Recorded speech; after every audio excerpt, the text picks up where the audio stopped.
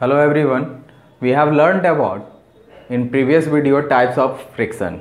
Okay, today we will just start the comparison of the friction, है ना।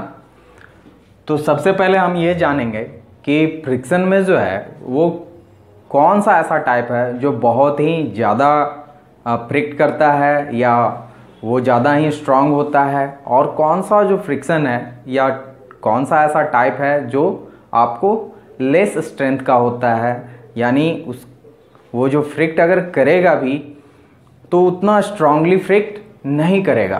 तो इसमें सबसे पहले जो है वो आता है हमारा स्टैटिक फ्रिक्शन। स्टैटिक जो होता है ये सबसे ज़्यादा पावरफुल होता है, या इसका स्ट्रेंथ जो होता है वो बहुत ही ज़्यादा होता है। इससे कम जो है हमारा वो किसका होता है, लिमिटिंग।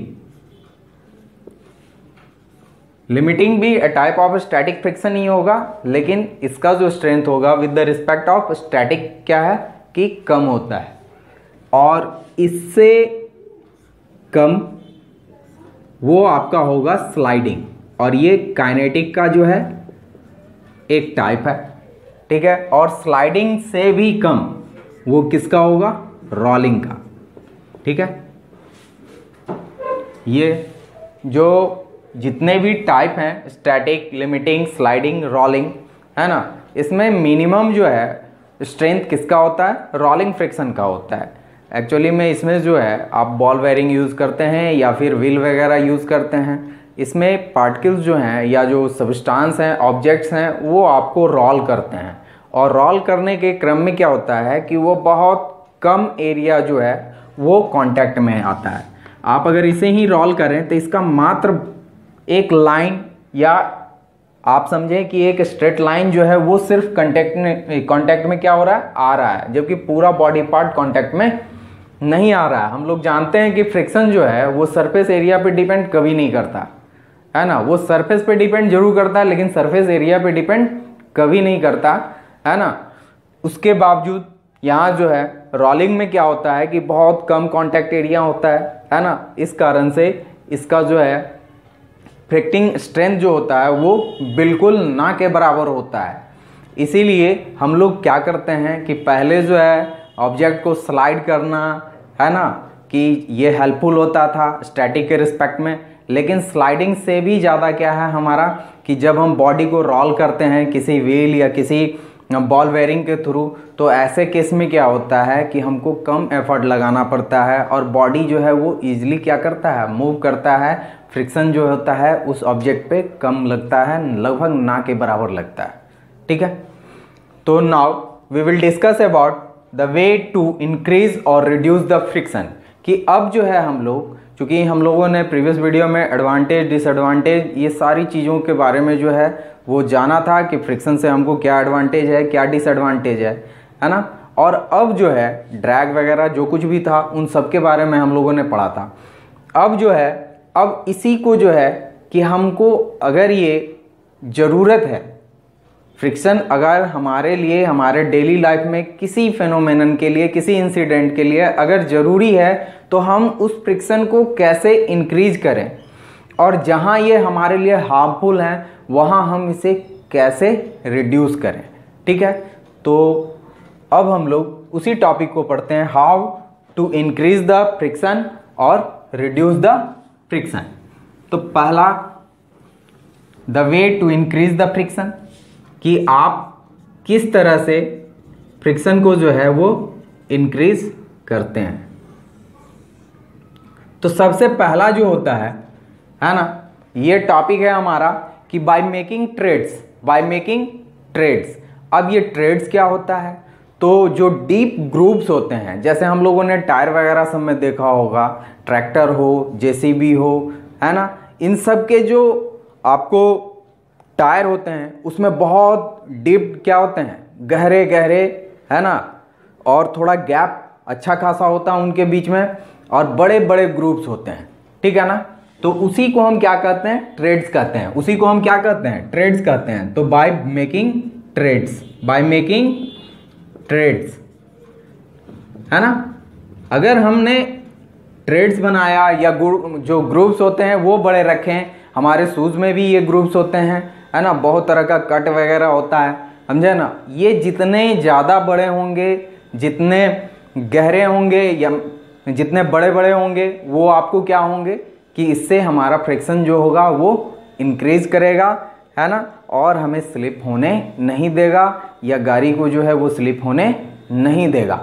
इसके बाद जो है हमारे पास जो नेक्स्ट टॉपिक है कि आखिर जो है वो कौन सा प्रोसेस है जिसके थ्रू जो है हम लोग क्या करते हैं कि फ्रिक्शंस को इंक्रीज करते हैं या डिक्रीज करते हैं। तो इसमें आएगा हमारा स्पाइक्स, बाय यूजिंग स्पाइक्स। ये एक चीज़ है कि जनरली जो हम लोग फुटबॉल प्लेयर देखते हैं या क्रिकेट प्लेयर को देखते हैं तो उनके शूज़ में भी छोटे छोटे स्पाइक्स लगे होते हैं। वो टाइम टू टाइम उसे क्या करते रहते हैं, साफ़ करते रहते हैं। इसके अलावा जो है माउंटेनर्स वगैरह जो होते हैं उनमें तो बहुत बड़े बड़े क्या होते हैं, स्पाइक्स लगे होते हैं, ठीक है, ताकि वो आइस पे जब मूव करते रहते हैं, चलते रहते हैं तो कहीं स्लिप ना कर जाए। इसलिए वो उसको क्या करता है, फ्रिक्शन को जो है वो इंक्रीज कर देता है, जिससे पर्सन जो हैं वो आपको स्लिप नहीं करते हैं, ईजिली मूव करते हैं आइदर ग्राउंड और माउंटेन, ठीक है। तो ये हुआ बाय यूजिंग स्पाइक्स, है ना।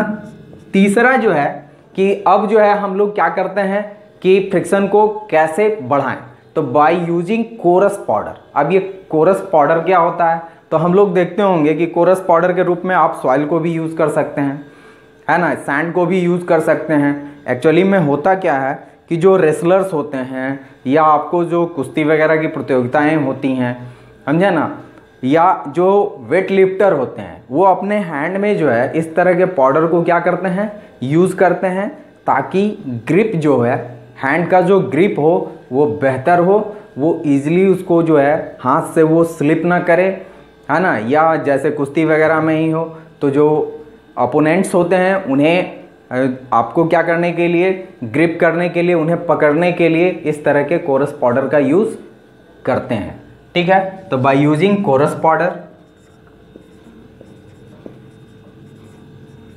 Coarse powder. इसके अलावा जो है अभी रेनी सीजन है हमारे पास, तो रेनी सीजन में क्या होते हैं कि सरफेस जो होते हैं वो स्लिपरी हो जाते हैं, है ना। खासकर अगर मान लीजिए कि मिट्टी वगैरह जहाँ पर में लगातार बारिश हो रही है तो उसके ऊपर ग्रीन कलर का आप लोग देखते होंगे कि एक काई टाइप का जो है वो क्या होता है, बैठ जाता है। तो उन सब जगहों पे अगर हमारा पैर पड़े तो ऐसे केस में हम क्या कर सकते हैं, स्लिप कर सकते हैं। तो उसे हटाने के लिए हम लोग क्या करते हैं, सैंड्स जो होते हैं उसे स्प्रेड करते हैं, है ना। तो by spreading sands, by spreading Sands,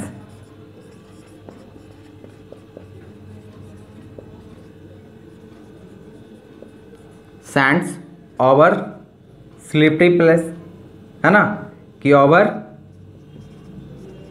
slippery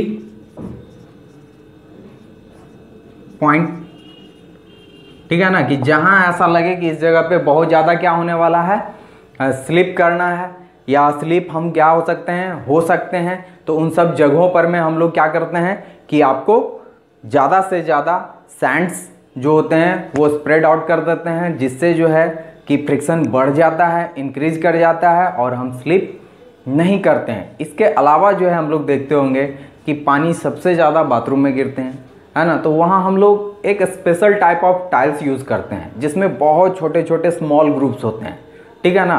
तो इस तरह के टाइल्स को यूज़ करने से क्या होता है कि वो स्लिपरी नहीं रह जाता, है ना, और हम ईजिली जो है उसके ऊपर मूव कर सकते हैं, ठीक है। वो हमें एक बेहतर ग्रिप देता है। तो आप इन चार के अलावा जो है आप और भी कुछ ऐड कर सकते हैं, जैसे हम यहाँ लिख सकते हैं by making tiles with small groups, by making tiles with small groups. ये बहुत ही फाइन होते हैं, बहुत छोटे छोटे, बहुत गौर करने पर जो है वो आपको दिखाई देंगे इसके अलावा आप देखते होंगे कि बैट वगैरह में जो है उसका जो हैंडल होता है वो रबर बैंड से क्या होता है, कवर्ड होता है। रबर बैंड जो होते हैं उसमें भी बहुत तरह के ग्रुप्स वगैरह जो है वो सांचे खांचे जो है वो बने होते हैं, जिससे हमें क्या होता है, एक बेहतर ग्रिप मिलता है उसे पकड़ने के लिए। तो आप इस तरह के बैंड को भी जो है वो क्या कर सकते हैं, यूज कर सकते हैं। बहुत तरह के सामान को अगर हमको ट्रांसपोर्ट करना भी होता है तो हम लोग क्या करते हैं कि एक रस्सी के रिस्पेक्ट में या प्लास्टिक रोप के रिस्पेक्ट में जो है हम लोग क्या यूज़ करते हैं, तो टायर ट्यूब यूज़ कर लेते हैं। तो ये एक रबर बैंड होता है जो एक अच्छा ग्रिप जो है वो बॉडी के ऊपर देता है। ठीक है, तो हम यहाँ लिख सकते हैं बाय यूजिंग रबर बैंड्स, है ना, रबर बैंड्स। ठीक है, इन सब से भी हमारा जो है सरफेस क्या हो जाएगा, या हम जो है वो फ्रिक्शंस को क्या करते हैं, बढ़ा सकते हैं। जैसे हमारे ब्रेक वगैरह में भी जो है साइकिल है ना, इन सब में आप लोग देखते होंगे कि स्मॉल ग्रुप्स वगैरह यूज होते हैं ब्रेक के लिए। ठीक है, वो क्या करता है, अच्छा ग्रिप देता है आपको जो टायर के बीच में जो है, जिससे वो ब्रेक को अप्लाई करने में जो है हमारी बहुत मदद करता है। तो ये सब चीज़ थे जिनके थ्रू हम लोग क्या कर सकते थे, फ्रिक्शन को इंक्रीज कर सकते हैं। अब है कुछ ऐसे टॉपिक जिसके थ्रू हम लोग क्या कर सकते हैं, फ्रिक्शन को डिक्रीज कर सकते हैं। ठीक है, तो इनमें हम इसे रिड्यूस कैसे करें, तो रिड्यूस करने के लिए सबसे अच्छा चीज होगा बाय स्मूथिंग द सरफेस, कि सरफेस जो है ना, सरफेस को स्मूथ कर देते हैं, थोड़ा सा प्लेन कर लेते हैं, जिससे क्या होगा कि ये जो उसके अंदर जो हिल्स और वैलीज रहते हैं वो बहुत कम हो जाएंगे, फाइन हो जाएंगे, है ना। तो उसमें जो है फ्रिक्शन धीरे धीरे क्या होते जाएगा, लेस होते जाएगा। लेकिन अगर वहीं हमको अगर इसको बढ़ाना है तो रफनेस को अगर हम इंक्रीज कर देंगे तो आपका क्या हो जाएगा, फ्रिक्शन इंक्रीज कर जाएगा। उसी रफनेस को अगर हम क्या कर देते हैं, डिक्रीज कर देते हैं बाय पॉलिशिंग या स्मूथिंग, तो उससे क्या हो जाएगा, फ्रिक्शन जो है हमारा रिड्यूस कर जाएगा। इसके बाद जो है बाय लुब्रिकेंट, है ना, कि लुब्रिकेंट जो होते हैं, ये लुब्रिकेंट और दो substance that reduce the friction. ठीक है, ये सब या that help to reduce the friction, ये ऐसे चीज होते हैं जो आपको क्या करते हैं, हेल्प करते हैं किस चीज को, फ्रिक्शन को डिक्रीज करने में। और इसमें कौन कौन से चीज़ आ जाते हैं, तो सबसे पहले आप ऑयल ले लें, ग्रीस ले लें। ठीक है, इसके बाद फाइन पाउडर जो होते हैं, टेल्कम पाउडर हो चाहे ग्रेफाइट पाउडर हो, ये सब भी अच्छे खासे आपको लुब्रिकेंट के रूप में क्या हो सकते हैं, यूज किए जाते हैं। ठीक है, जैसे हम लोगों ने बहुत सारे फिल्मी कैरेक्टर में या फिल्मी इंसिडेंट में देखा होगा कि ऑयल वगैरह जो है कहीं डाल दिया गया, जिस पे पर्सन जो है अगर लेग रखता है तो वो क्या हो रहा है, स्लिप कर जा रहा है, गिर जा रहा है। तो ये सब जो है लुब्रिकेंट आग के रूप में जो है आपको यूज होता है। इसके अलावा जैसे मान लीजिए कि कभी आपको मशीनरी पार्ट जो है जो बहुत ही नॉइजी साउंड जो है वो प्रोड्यूस करते रहता है, तो वहाँ हम लोग क्या करते हैं, ऑयल ग्रीस वगैरह इन सब चीज़ों का यूज़ करते हैं। ठीक है, कुछ मशीन्स जो होते हैं वो आपको ऑपरेट अच्छे तरीके से नहीं हो रहे हैं, तो उन सब प्लेस पर में जहाँ वो रफनेस के कारण जो है आपको फंस रहे हैं, चॉक कर रहे हैं, उन सब जगहों पे अगर हम ऑयल, लुब्रिकेंट, पाउडर ये सब चीज़ यूज़ करते हैं तो क्या होता है कि वो जो फ्रिक्शन होगा उस सरफेस पे वो रिड्यूस कर जाएगा। जैसे कैरम बोर्ड में ही हम लोग क्या करते हैं, टेल्कम पाउडर जो है वो आपको यूज़ करते हैं। एक्चुअली में ये पाउडर जो है इस सरफेस में जो स्मॉल हिल्स होते हैं या वैलीज होते हैं उनमें जाकर के फिलअप हो जाते हैं, भर देते हैं, है ना, या उसे फिलअप कर देते हैं, जिस कारण से दूसरे ऑब्जेक्ट जो है उसके ऊपर ईजिली मूव करते हैं, चाहे वो हमारा स्ट्राइकर हो, है ना, या जितने भी तरह के जो हमारे पास वो गोटी वगैरह होते हैं कैरम के, वो सभी के सभी क्या करते हैं, ईजिली मूव कर सकते हैं। तो हमारे पास हुआ कि by smoothing the surface by lubricants या लुब्रिकेटिंग। ठीक है, इसके अलावा जो है हम लोग ऐसे कौन से चीज़ें हैं जिनको यूज़ करके क्या कर सकते हैं, रिड्यूस कर सकते हैं। तो इसमें जैसे हमारे आसपास में आपको स्पिनर वगैरह है, तो स्पिनर को हम लोग देखते हैं कि ऐसे अगर हम किसी सबस्टांस को रोटेट करें तो वो लॉन्ग टाइम तक रोटेट नहीं होगा। लेकिन जैसे ही हम बॉल बेयरिंग यूज़ करते हैं, तो बाय यूजिंग बॉल बेयरिंग, है ना, बॉल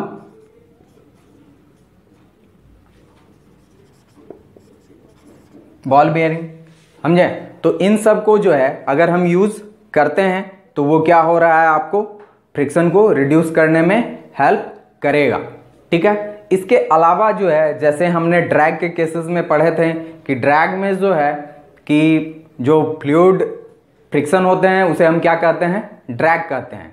तो अगर उसमें भी सरफेस एरिया ज़्यादा होगा तो ड्रैग जो है या फ्रिक्शन जो है वहाँ आपको बहुत ज़्यादा होगा। इसलिए आप बर्ड्स को देखें या फिर जितने भी तरह के एयरक्राफ्ट हों, शिप्स हों, है ना, इन सब का जो है एक स्पेशल शेप होता है ना, और इसे हम कहते हैं स्ट्रीम लाइनिंग शेप, है ना, बाय मेकिंग स्ट्रीम लाइन।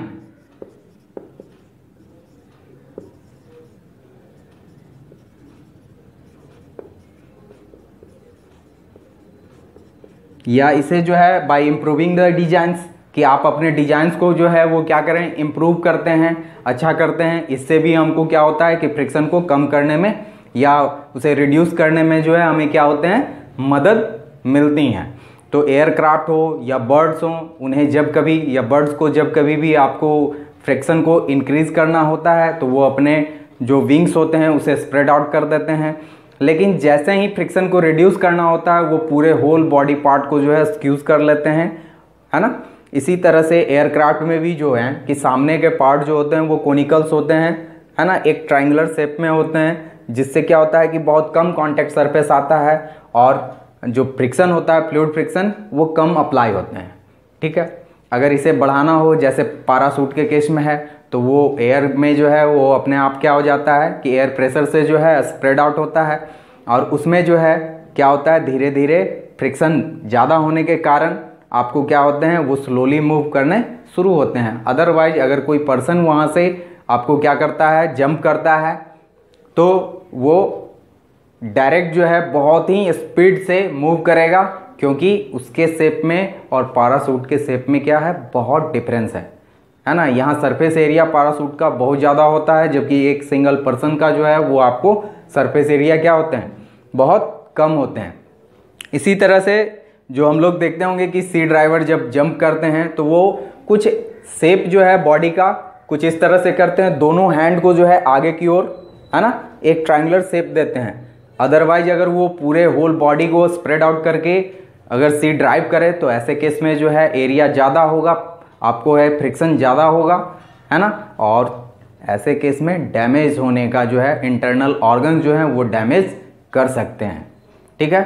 तो बाय इम्प्रूविंग द डिजाइन और by making streamline shape we are able to reduce the friction.